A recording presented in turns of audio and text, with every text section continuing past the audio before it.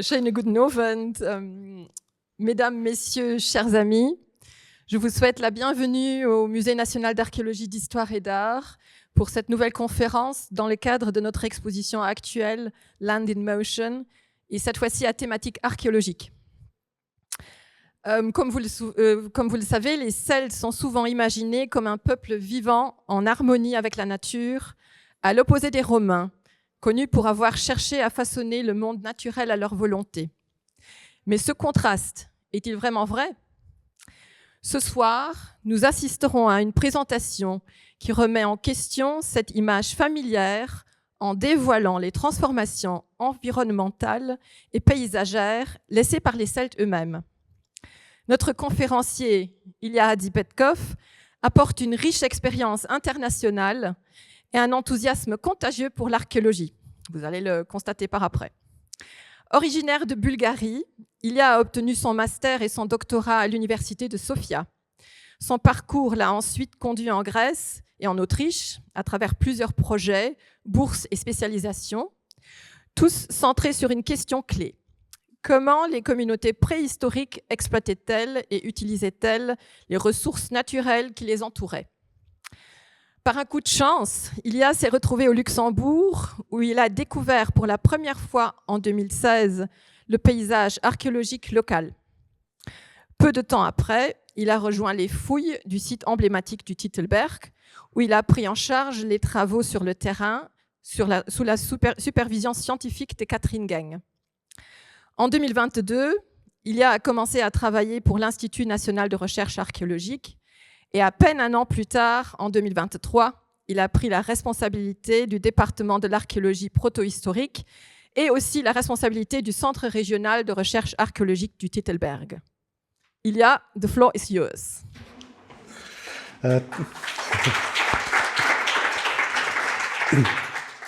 Thank you very much. I'll speak in English, but I can also accept questions on German or Luxembourgish or French. I'm open to different languages and stuff. It's just I thought that it would be better to present this information in English so it's maybe accessible to more people. So tonight we will speak about the landscape and the environment which was changed due to the Celts, basically what they left behind them. We'll pass through this program more or less. We'll have a little introduction about what is archaeology, what is Iron Age, how we collect our data. We'll speak about the settlement model and the climate, the impact of the agriculture, the impact of the siderurgy on the society and the economy and on the ecology. And we'll finish up with a little bit of information about the landscape modification, which were inherited by the Celts, what we can see today in nature. So the Iron Age is a time span which is covering more or less between 800 before Christ and 27 before Christ. It's finishing with the founding of the Roman provinces, basically with the destruction of the Celtic culture, states, etc., etc. It can be separated into big periods. It's the Hallstatt period, which is carrying the name of a small village in Austria. And the second period is the Latin, which is named after a settlement in Switzerland. In both cases, we have quite early sites, which were quite remarkable and who left their names on the entire periods of time. When we speak about the Celts, we have two ways to approach them. The first one is to follow the written sources, like, for example, Caesar.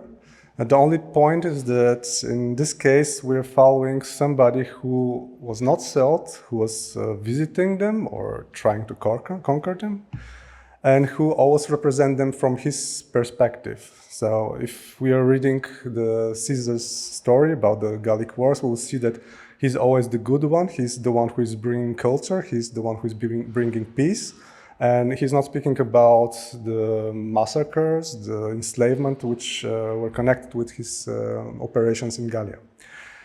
If we look at the material culture, we're facing directly the objects which the cells made. However, if we see this image of the god Cernunnos, can we believe actually that they have horns? So we always need to keep in mind that what we see, it's our interpretation, and that we don't have really the contact with, we don't have the explanation of what they see. So it doesn't matter how much typology of vessels do we have, it doesn't matter how much golden horns we found, we'll always have distance between the objects, between us and between the cells. So we need to be always awake and to have different points of view. In Luxembourg, since 2022, we have a new law which is saying that in every construction project, before every construction project, we need to make evaluation of the possibility of destruction of archaeological site. With some exceptions, INRA needs to receive all the projects to evaluate them and to decide if there is a possibility to have archaeological site. And if it's so, we are making archaeological sondages and excavations, which is allowing us to accumulate the data about the past. Something which is very important for us and also for all the archaeologists in the entire world is the involvement of the people, of the citizens. For example, in this case, I was contacted for a few weeks by a person who was saying, yeah, I found this ceramic fragment, can you tell me something more? Is there an archaeological site, etc. So this is how we get our information. In particular cases, we can organize also field surveys, like in this case on the picture, where we were expecting to find materials connected with the archaeological site, with the cemetery from the Iron Age period. We didn't, but it doesn't matter, it's try. Sometimes we are also collecting information through aerial photos. In this case was once again information which was brought to us by a volunteer, a person who is very involved in the archaeology in north of Luxembourg, by Cliff Nosbush. And you can see very good, as he saw and noticed, maybe you're not seeing so good, the two squares with the points in the middle, which is typical signs for existence of digged-in structures, which can be interpreted as the graves from the end of the Iron Age, beginning of the Roman period. In this particular case, due to the fact that the site is situated in a very remote area, which is poorly known from archaeological point of view, we go even further. So we make a geophysical survey to try to find connection between those graves and settlements. We didn't found settlement, we found only those weird circles, which at first we were like quite astonished, like what is this? We don't know this, it's surely something interesting, until we saw that actually it's the points where the cow was fitted. And when the cows are walking on one place, they're making magnetic anomalies, which are looking like that. So, however, due to the fact that the site was really interesting for us, we decided to make excavations. In this case, we worked with Eische Geschichtsforscher, who helped us a lot for the organization of the excavation. We involved volunteers, also students from the region. The idea was really not only to excavate the site, but also to engage the local population, to show them, how to say, to make them closer to their own heritage. Sadly, the two graves which excavated were Roman and not Iron Age, but yeah, next time. Something which we really like to do as archaeologists is to sit in our bureaus and to watch the LIDAR. The LIDAR is a technique of measurements where a plane is flying above the surface and with the laser is measuring with the high accuracy the place of anomalies, basically the terrain, the relief. If men have more experience, he can see structures like this. This is a small fortification next to Noman, and we can see very good on the LIDAR the wall, the ditches, and then the secondary walls in front of the ditches. Once we have all this information, we are collecting it in one place in our database. And based on this, we are organizing the archaeological observation zone, which is telling us where do we have archaeological sites or where we expect to have archaeological sites. In this case, we have the red place, which is places which are the protected sites. The orange places, which places where we expect almost for sure to find archaeological site. And in green, it's not that they're not sites, we just don't know them at the moment. So let's go now in the direction of our problematic and again the connection between human activities and the nature during the Iron Age period. Let's start with the settlement model. So for the Iron Age, our knowledge is not so big actually. In the last 20 years, the scientific focus was on Titelberg and everything which is connected with the site. However, we have interesting information from several other sites, which was mostly collected in the last few years. If we're speaking about settlement model, we can have two levels in this hierarchy. So the first type are the farmsteads, which are basically open settlements. They consist in the most of the time of main house, like here and here, and from annexed buildings, all those orange buildings and some of those here, who are connected with storage of material as a place for as an atelier, for craftsmith activities, etc., etc. That what we can see very clearly is that there is no pattern, there is no organization of the settlement. The settlement was made as the people needed it to be, basically as it was comfortable for them. The farmsteads from the Iron Age are normally situated close to river, or basically in an area which offers rich soils, which offers humidity, so that the agriculture can flourish at that place. On the second level, we have the fortified settlements. In Luxembourg, there are three different types. The first one are the fortified farmsteads. We have only one case of this type of settlements. This is the Beaufort-Allebois, where the main house and the annex buildings are protected by a wall from one side and by the rock cliff on the other side. The only problem with this site, it was that it was excavated in the 40s by the SS divisions. Basically, it was organized by SS. And some of the information which we have is surely manipulated. For example, this type of building, it's not typical for this part of Europe at all. So obviously the Germans at that time, or the Nazis, wanted to influence the history to show the connection of Luxembourg with the German nation. But that's another story. On the second level, we have the hill forts, like the one in Mariendal. In Luxembourg, we have quite a lot, actually. We have around 30s.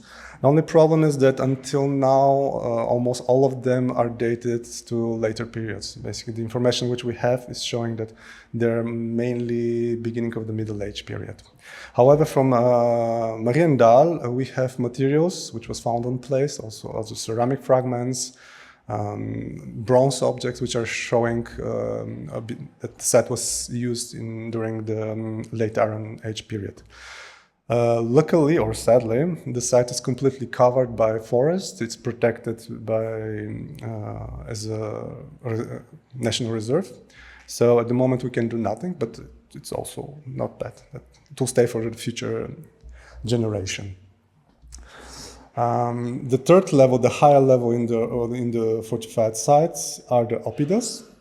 And here we can see the only oppidum which we have in Luxembourg, that is Titelberg, as you really know.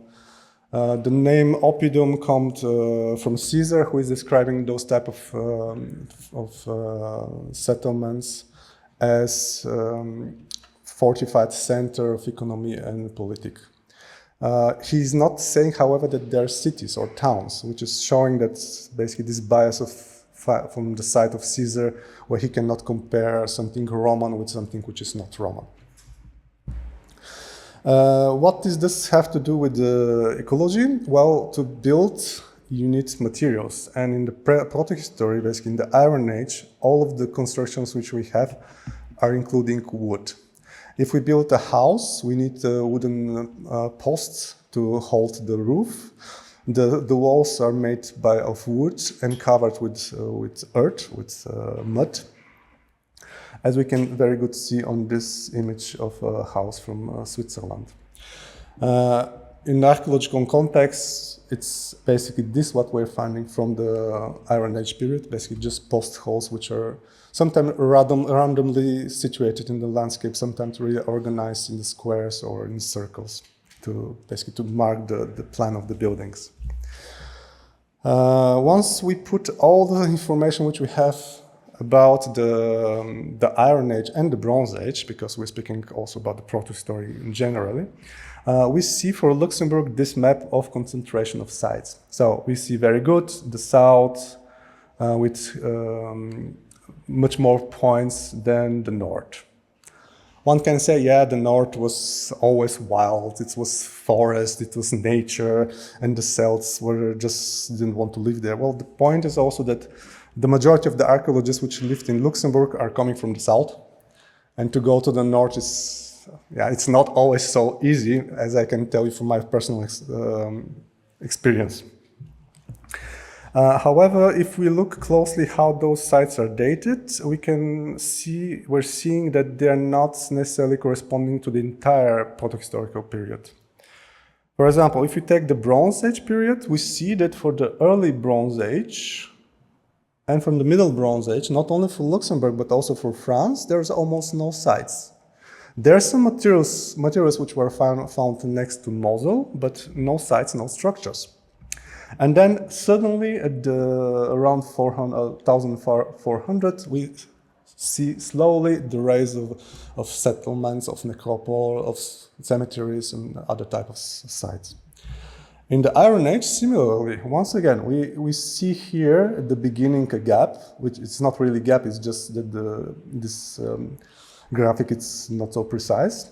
But then we see a peak around 6th, 5th century, then another place where almost nothing happened, it seems, and then another peak around 2nd and 1st century before Christ.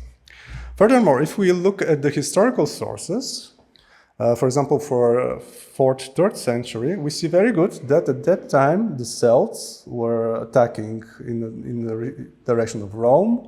In 3rd century, they attacked in the direction of the Balkans. They even went to Asia Minor. So what is happening?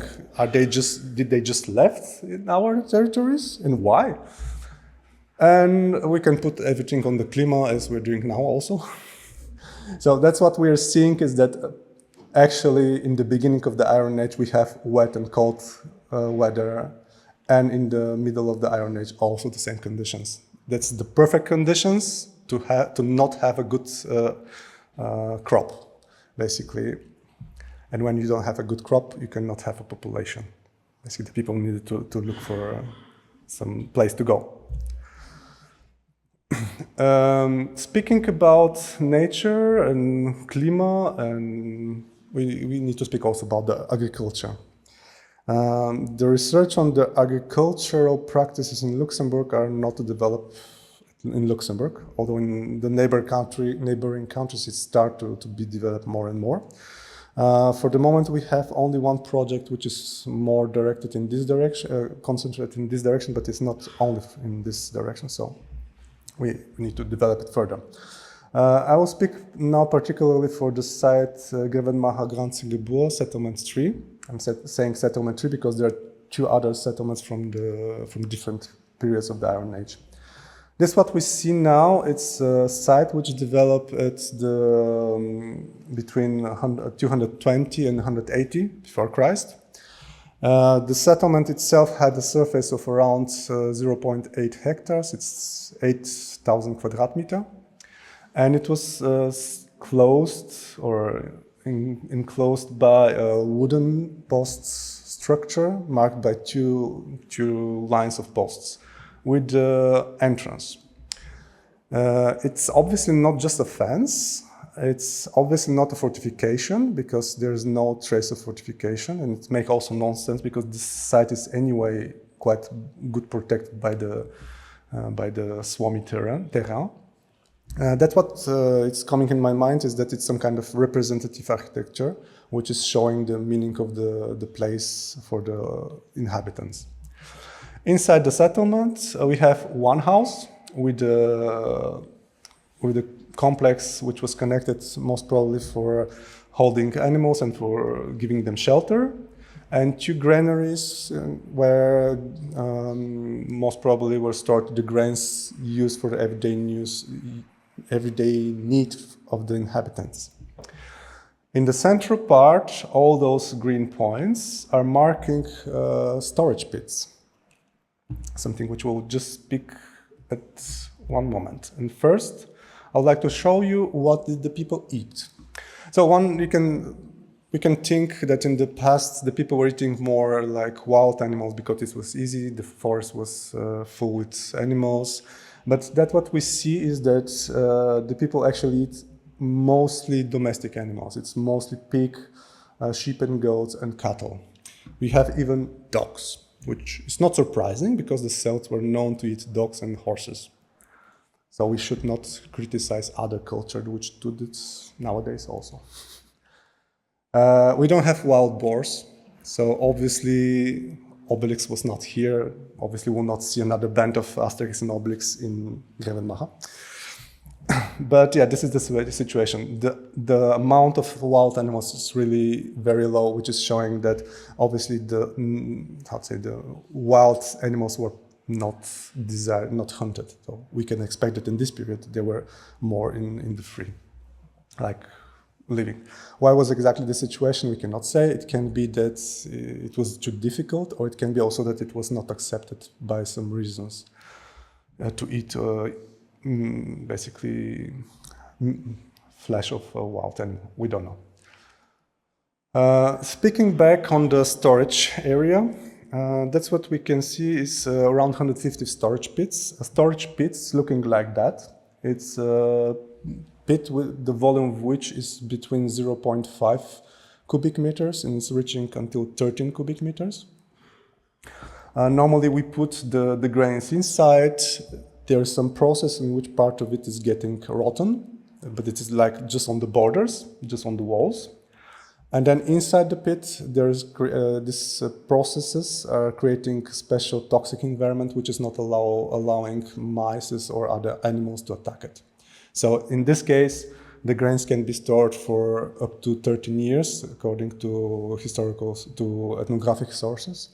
From a historical point of view, we have data that in some cases, pits like this were opened 150 years later, and the grain was still used to feed the people, and it was apparently good.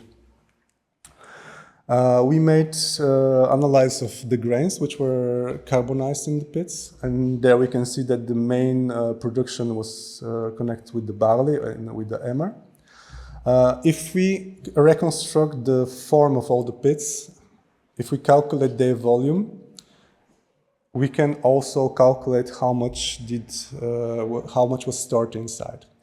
And after all the calculation, we can go to around 300 tons of corn, which was stored in this particular site for the period of, let's say, 25 years. If these grains were used for the feeding of amount of people for 1 year, it will be enough to feed around 1,600 people. If we put it on 25 years, it's around 67 people per year.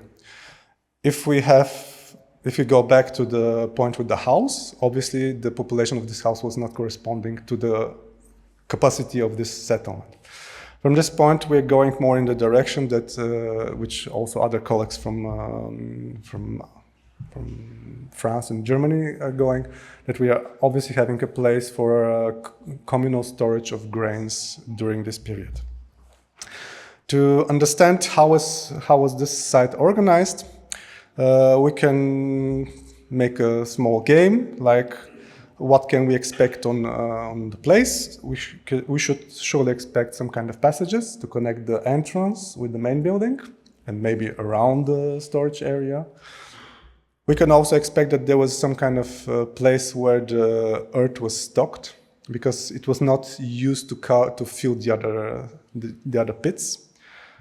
And in this case, we can also explain why those pits are actually surrounding something. Basically, that's what they're surrounding, is the depot of earth.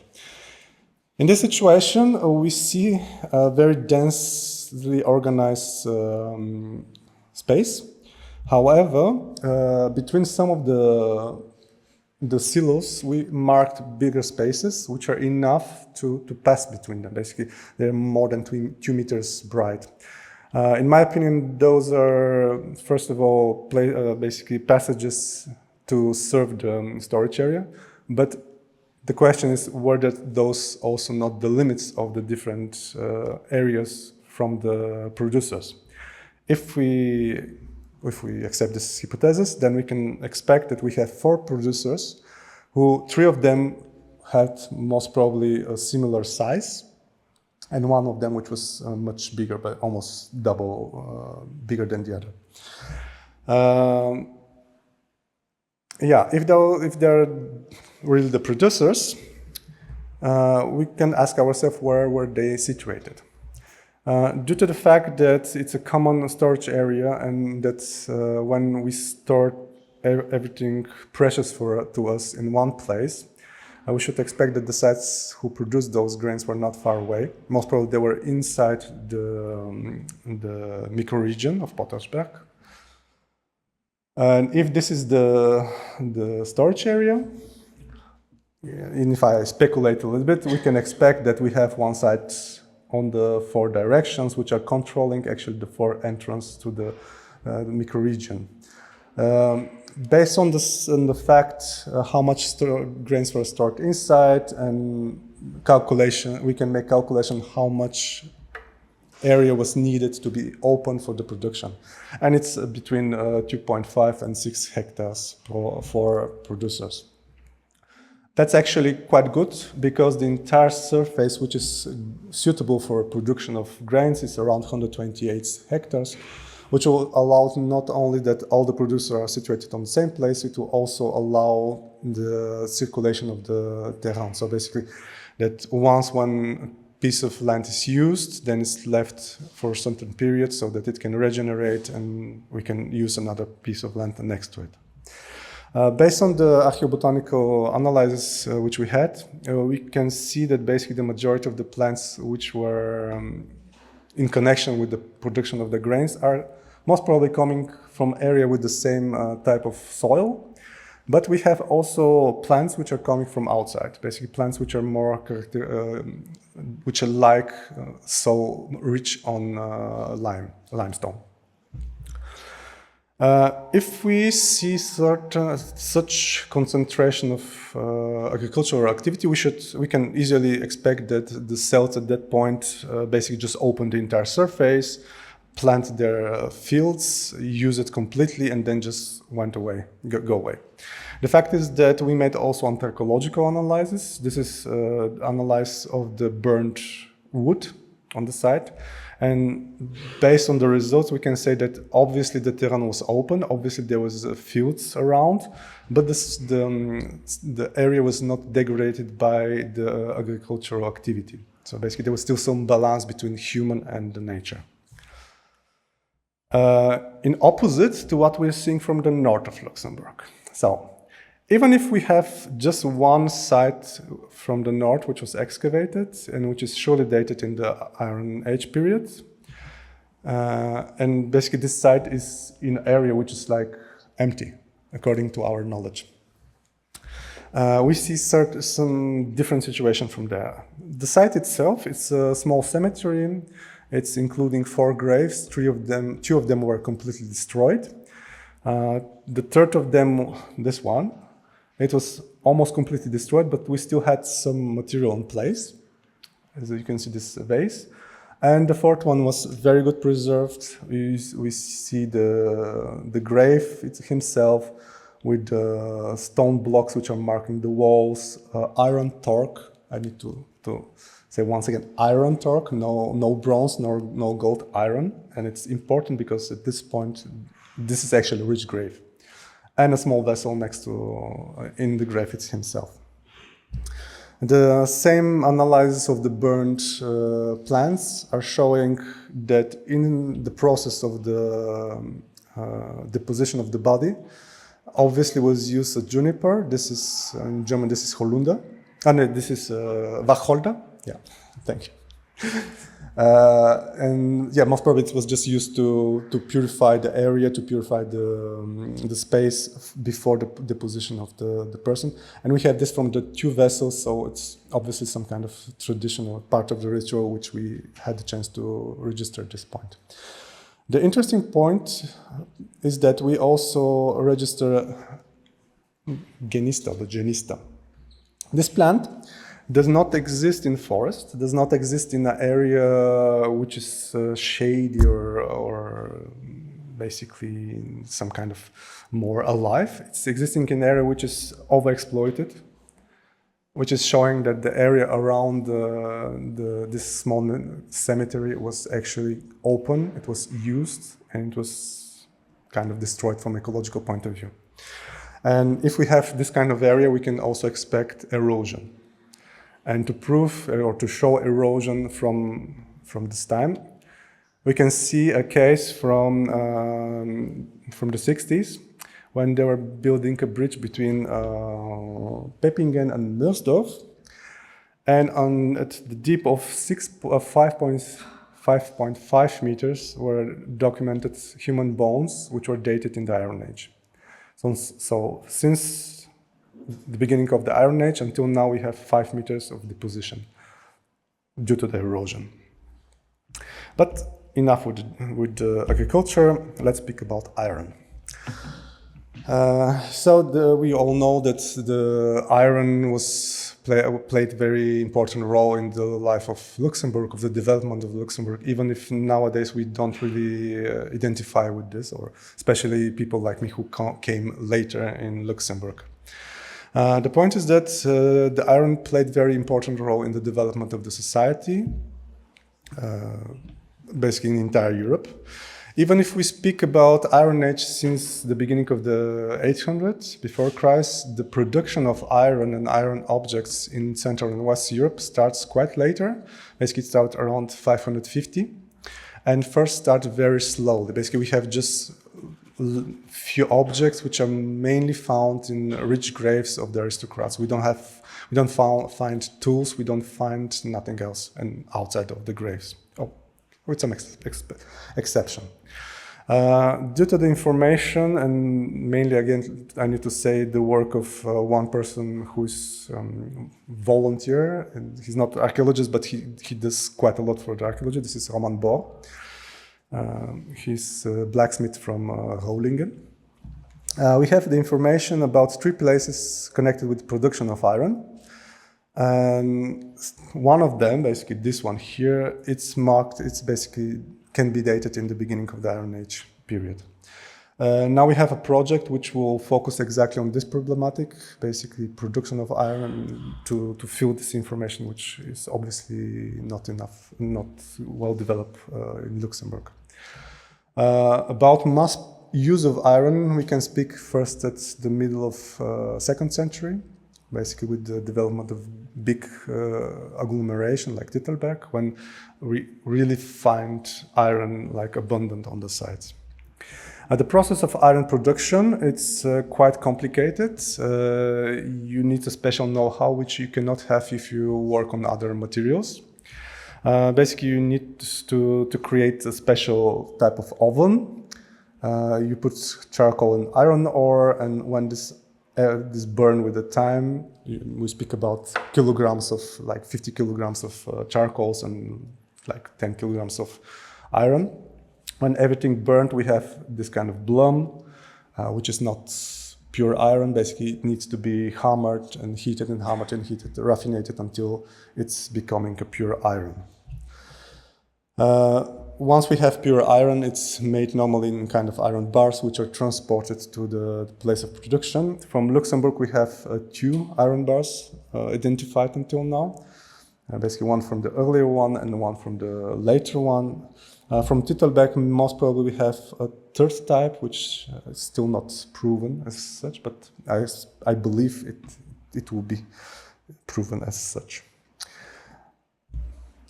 So how was organized the entire iron production? First, we need ore. And the iron ore can be basically, based on the data which we have, most probably it was collected from the surface after agricultural work or from the river beds in the time when the people didn't have other activity to do, basically in the winter or in the holidays, let's say it like that. There are informations about Celtic mines from Luxembourg and the Roman mines from Luxembourg. Until now, however, we don't have really proof about that. Basically, the only data which we have is relying on the fact that when the people in 18th century make their shafts, their mines, they found older mines which they didn't know existed at that point. So it's not really reliable. However, mines existed in the Iron Age, and here we can see one case from France, which is dated from 4th to 1st century. That's what we see. It's a shaft which is until 8 meters deep, which is used to reach the iron like outcrops, and then basically extraction of the ore in following the ore itself. If we had this kind of structures, we should expect similar images on the LIDAR image, like this one. Basically, this is from France. Again, from the Middle Ages, we can see all the points are marking the shafts which were used for the extraction. Basically, people just followed the iron ore outcome. When we have the ore, the question is what we are doing with it. We can expect, they organize, basically they transform it immediately on the place, but it's obviously not the case. Sorry. That which we have as information is that basically the ore was transported to another place where we have the fuel. The fuel itself, it's not wood. It cannot be wood because the wood does not have enough, it does not reach high temperature. For this purpose, we need to produce charcoals. This is also a complicated process. Basically, we need to make a pile of wood, which need to burn in a controlled process. It can take different time. It can take until a few days, until the entire amount of wood is burned very slow, until we have some material which is which is completely dry and which can reach the temperature which we look for. From the Iron Age, we don't know how it was really produced. We don't have structures which are dated, but in the forest of Luxembourg, you can see like thousands of examples from this kind of activity, like here, here, here, here, here, etc., etc. And this is just a small cut from the map. So basically, you can see that in the historical time, what role took the forest in the production of the iron. And that what is left after this process are slags. If we want to see really big amount of slags, you can go next to Esch. So when you drive into the city on the right side, you see a huge hill, which is made by the rubbish of the production. From the Iron Age, we also find the same stuff. It's not so much, but you can find it actually in the forest. For example, those pieces were found next to Hopscheid, just in the forest, and they are dated. They're on the way to be dated, but they are obviously connected with the Iron Age or the Bronze Age. One can expect that we should be afraid from those slags because maybe they're toxic, maybe they're releasing heavy metals and creating other pollution. The fact is that the data is showing that the heavy metals and all the dirty stuff are staying locked inside the slag. Even if the slag is getting in pieces, it's always staying there. So let's go back to the impact which the production had now on the society.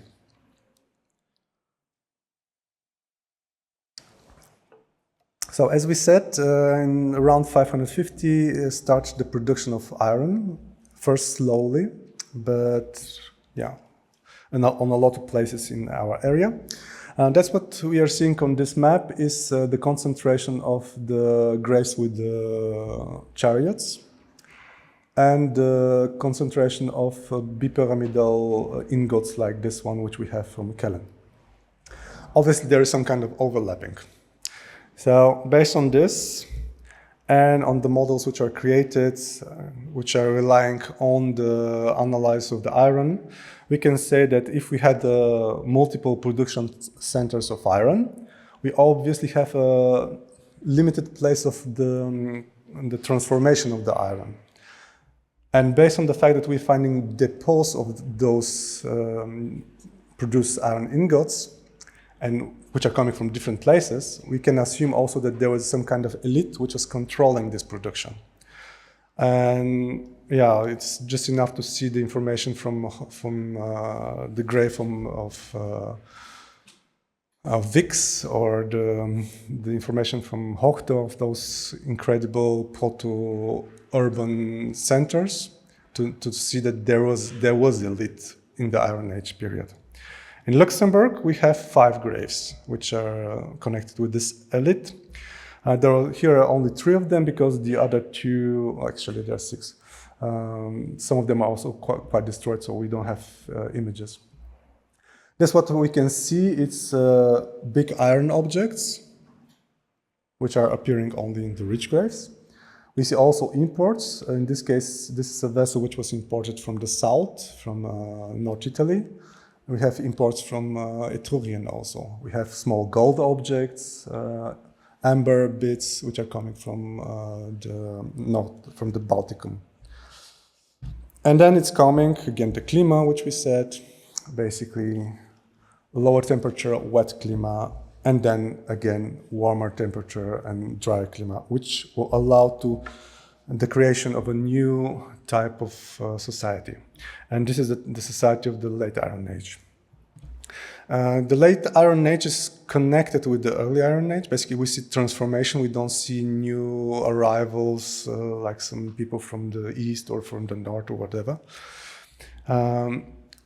It's relying on this, but it's further developing based on the contacts with the south and based on their own culture and vision.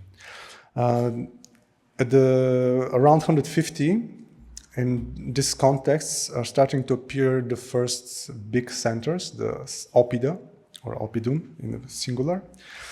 And they're covering a huge area from Hungary until South Britain and the Atlantic coast. From Luxembourg, we have 5 such Oppidum, basically from our territory of the Trevieren, to which we belong. There are 5 such centers. One is extremely important. This is Titelberg. Not because it's in Luxembourg, but because the material culture which is detected there, it's quite different than everything which is around it. Basically, not only for the entire north part of Central and West Europe. Titelberg developed at some kind, basically on a small plateau, under very important outcrops of iron ore.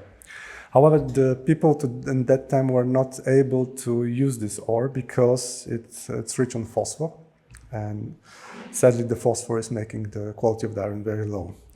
To see the connection between Titelberg and the iron, however, we can see the grave of Clemency, which is grave of one of the local aristocrats, which were most probably directly connected with the site. And here, basically in connection with the grave, we are finding this object, which is most probably, or which is interpreted as a part of this kind of oven for the production of iron. So obviously the accumulation was once again connected with the iron. How was organized this city, this settlement? It's quite interesting. So basically, with the founding of the Oppidum, we are seeing a wall which is covering the entire surface of the plateau. It's around 55 hectares. The wall itself was built in 3 different, basically needed to be rebuilt 3 times, due to the fact that except stones, there was a huge amount of wood used. and the wood is getting bad quite fast. So basically, if we imagine this kind of construction, which you can all very good see on the museum on the second floor, it's basically based off few stones which are marked the face of the wall, a lot of wood which needs to be extracted or taken from the nature, basically needs to be cutted, and earth which also needs to be transported and cutted and basically bring. Inside the site itself, we have a separation which almost since the beginning kept its character, its way. Basically, we have a public space, we have a settlement area, and since 80 before Christ, we have the separation of some kind of emporium, some kind of marketplace, which was reserved for the merchants from the Mediterranean area. The public space started with the organization of some kind of markets, basically based on the data which we have, and this is those lines of post holes and parallels, and based on the huge amount of animal bones which are dated to this period, we believe that there was some kind of market where cattle were sold, and there were some of them are butchered on the place for production of different products of meat products. After this, around 80 before Christ, this area was cleaned, and on its place developed this type of building, which was open. Basically, the data which we collect from the site show that it didn't have the walls. It was just like a roof, some kind of shelter, let's say. In front of the building, a small altar. Due to the information, basically based on the information of Caesar, who is speaking that the Celts had their place, or the Gallia had their place, to get together and to make decisions about important events or to organize themselves. We believe that it was basically a place where the elite of the Trevirs was collecting to interact with each other and basically to make this decision. The public space was separated from the village, from the settlement, through a ditch which was almost 3 meters deep, and from a wall. Basically, it was clear delimitation between the sacred space and the profound space where the people were living. The settlement itself was not, basically it was excavated in a very small area and sadly very early, so the information is not really reliable. This what we can say, however, is that the houses were mostly situated immediately next to the main road of the Oppidum. They were like simple houses made once again of wood and the traditional technique of the Celts themselves. Based on the data which we have, the people were working with iron, producing with iron or with alloys of copper, producing ceramic pots and other activities connected with, not so much with agriculture, but rather with the production of commodities. The area which was reserved for the merchants developed around 80 before Christ. At that time, developed unique for the north of Europe building, or for north of the Central and West Europe building, which is almost 60 meters on 60 meters big, with a big inner court, basically plan which are common in the Mediterranean area and not at all known in our area. Basically inside the building, we see those big pits which were used as a storage area for the grains. We found a big amount of coins which are showing not only exchange on place, but also contact with tribes, Celtic tribes from far away, because those coins are not typical for Gallia, basically. It's also obviously centered on, let's say, international level. This building will stay more or less until 45 before Christ, when it will be rebuilt once again, but it will keep again this shape and this form more or less. With the time of the wars in Gallia, we'll see that next to this building will start to appear armor, which is typical for the Roman army, well, like those kind of objects. Which means obviously that the Romans used this center for supplies with commodity during the war itself. Basically to show a particular case and not to speak so much about soldiers and coins, I'll focus on the amphoras. So as we know, the amphoras was used to transport wine, but also oil and other stuff like fish sauce, etc. Based on the research which we did, we can see that the amphoras which were imported in Tittelberg are coming from Spain until the Levant, basically the Near East. There's amphoras from Greece, from Italy, from North Africa, which are not shown here also. And to show how important was the place of Tittelberg, I can show this image here where we see the concentration of amphoras in France and basically in Gallia, let's say it like that. As we can see, since this line, northern from this line, there is one place in this Tittelberg. So, yeah. To go to the last part of my presentation, let's speak a little bit about the landscape and about what we can actually see, how the people were imagining it. The first images about first idea of representation of the landscape are connected with the Neolithicum. There is a site in Turkey, it's called Çatalhöyük, and there we can see an image of the settlement itself with the mountains around it. I'm sure that there are also other images, but I just come with this one for the lecture, for the presentation. The first 3D model of terrain from, let's say, from West Europe is coming from France. It's dated in the late Bronze Age, and it's this slab here. And according to the people who work on this object, all those lines and symbols which are engraved are connected with the different landscape points of the terrain. Basically, it's a map, let's say it like that. Thanks to the LIDAR, we are kind of lucky to see that sometimes we have fossilized landscapes. For example, here, this is a case from France. We can see very good the different farms, the parcels, the agricultural land which was used. One can say that this is basically that this kind of organization is surely modern because it's quite clear, basically with all the limits and stuff. The point is that sometimes the excavations of this kind of structures are showing that they're quite old. In some cases, they're going back to the Neolithic period. And basically, the point is that we see some kind of limit in the area. We accept it as some kind of border, and we're following it after this. Of course, we can make another separation and so on, but the general idea is staying in the time.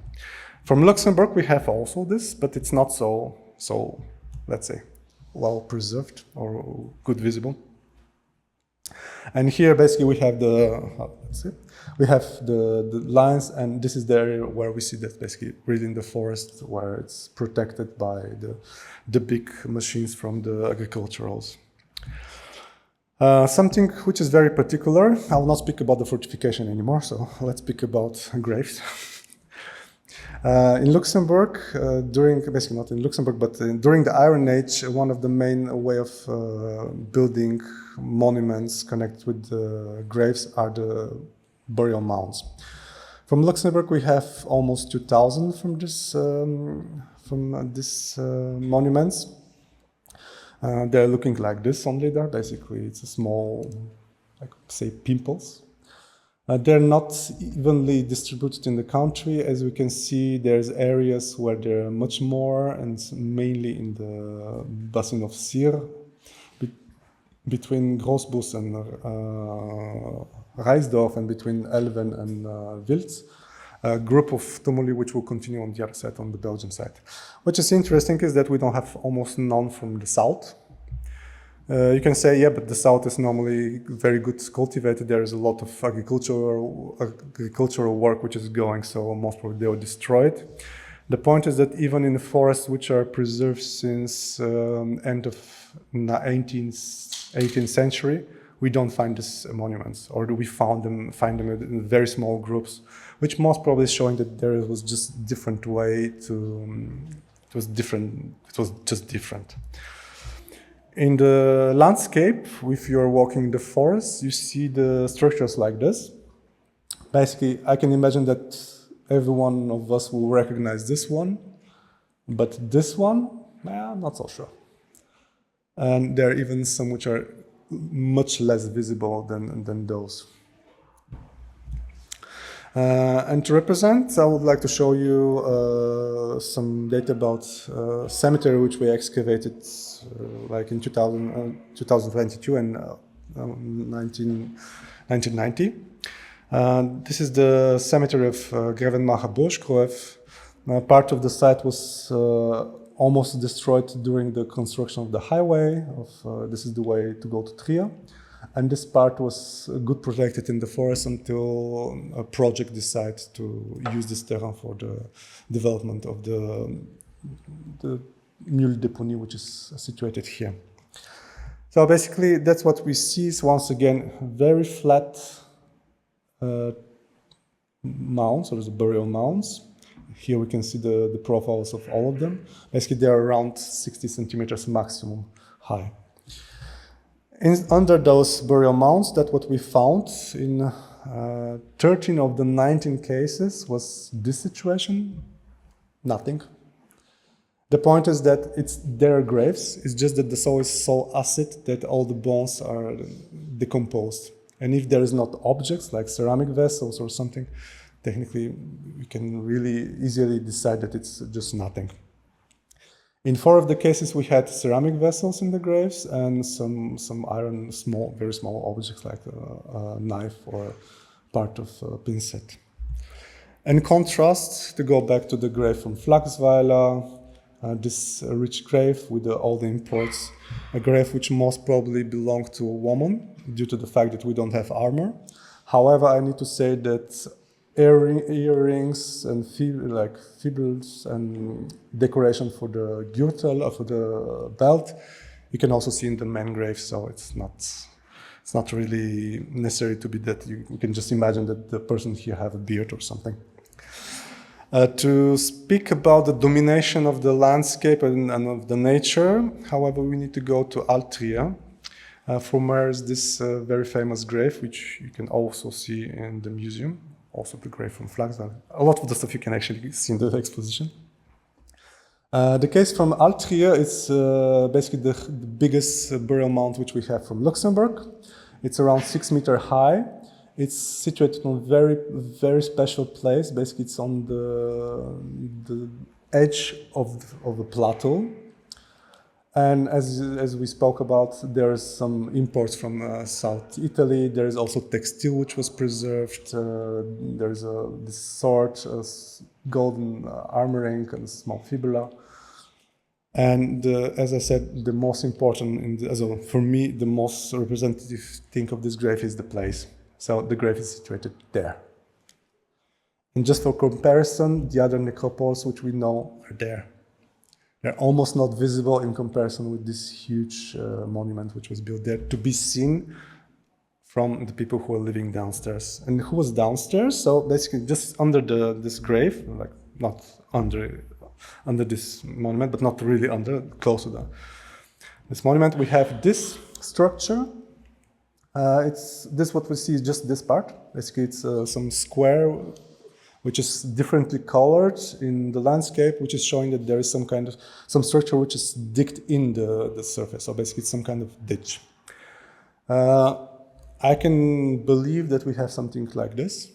So basically it's a type of site which in Luxembourg is not really known, but it's known from France and from Germany. So it could be also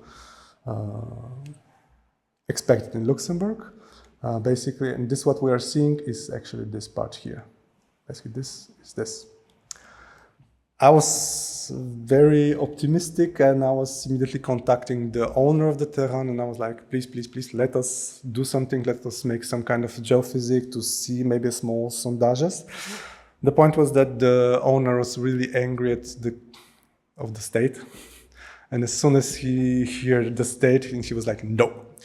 And yeah, and we're on this level of knowledge. So thank you very much for the for your attention. I hope it was nice for you.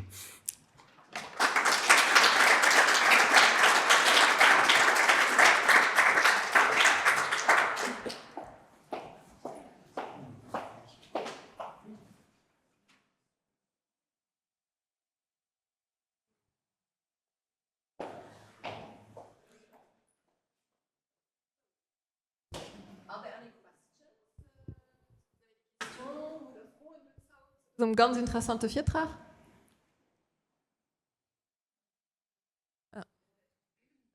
The terrain is very acidic. But thank you.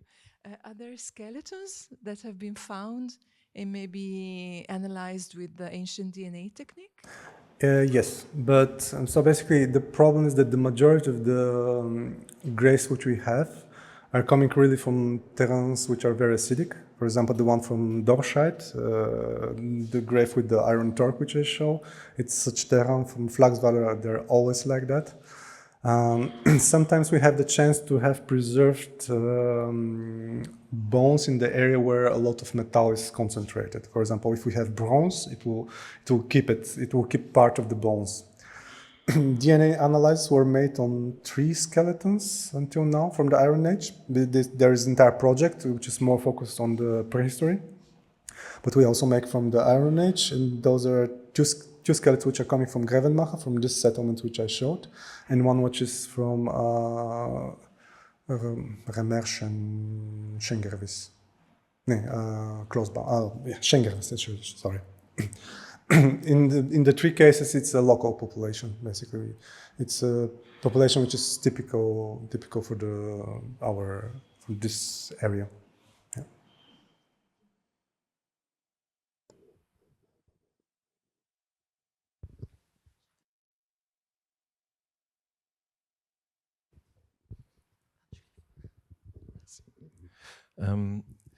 On the graveyards, if I assume that having a burial or graveyard is something sacred because you have you cross the limit of life and to death, so probably there is some rituals around it. And in the very last slide, you showed the relationship to the landscape, which is quite interesting. Do we know more about the relation between the landscape and rituals, like, for example, hills or some markers in landscape? Do we know something about that in this region? Because some other regions in Europe, there are more theories, there are more sites also. But as there is not so much to be found in Luxembourg, what do we know about it? Thank you. We didn't really work so much on this problematic. There's clearly connection. Basically, the majority of the graveyards which we have from the Iron Age period, they're situated high. They're on the top of the hills or on the close to, basically, they're on point where they have a huge view, let's say. So basically, they see and they're seen. Let's say it like that.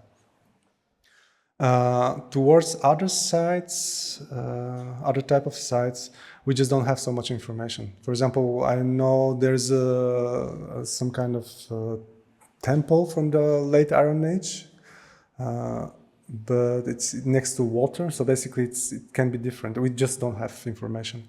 Yeah. From the Neolithic period, I know that in Belgium there is some kind of landscape marks. Basically, you have different menhirs which are situated on a distance visible from each other. So basically, you can follow them in some way.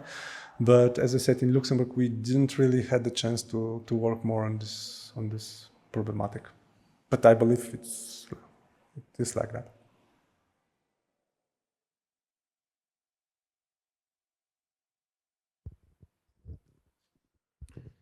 When you showed us the peaks of the activity and then the downfall of the activity because of the climate change, is it more that the activity went down, but not that the population was emigrating or just leaving, but more or less like going into hibernation in a sense, because of the spikes of the activity? Well, I don't want necessarily to put it on the climate, because technically, if we accept that between 6th and 5th century, we have quite a lot human activity. We should also believe that basically the people destroyed their own area. Basically, that due to the agriculture, they destroy everything, and then just the climate calm, and it was a little bit colder, and they needed to react in a different way. I don't necessarily believe that the people just take their bags and go to the south. It can be just that, because it's a slow process, it can be just that basically if the generation of one had 3 children, the second generation will allow himself 2 children, basically to go in this direction. I don't believe that they died or something. It's just not cataclysm or something.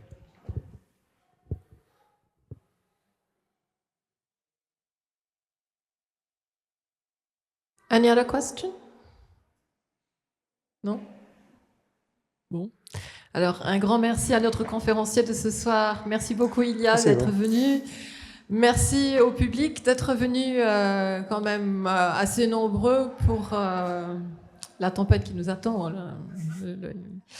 Les conditions météo qui ne sont pas trop favorables pour des conférences le soir. Alors, merci d'être venu à vous et peut-être à bientôt dans le cadre d'une nouvelle activité de notre exposition actuelle Land in Motion.